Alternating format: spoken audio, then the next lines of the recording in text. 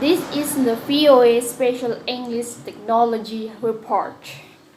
America's video games industry was the winner in a decision by the United States Supreme Court.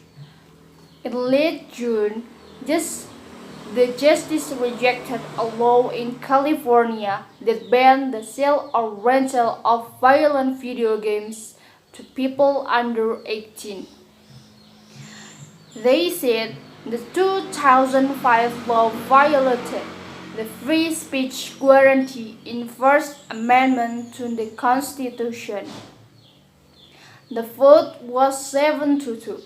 The court decided that video games are a protected form of creative expression like books, plays, and movies. Paul McGreal, Dean of the University of Dayton Law School in Ohio, says California does not see gaming that way. The state of California tried to argue that this was not speech. It was more of an activity because children interact and play with the video games.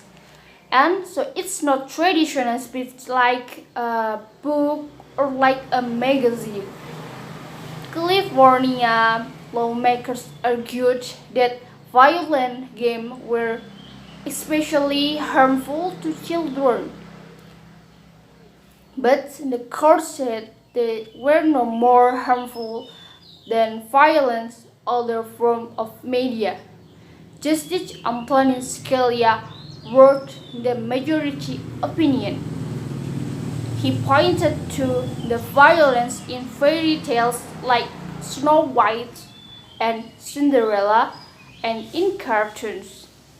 Professor McGreal says the court sees its job as only to decide what is and is not legally protected speech. We don't want to get the Supreme Court into making fine distinction about what is better than others, because that will use down slippery slope. Once you start deciding that, what's to stop the government from saying that?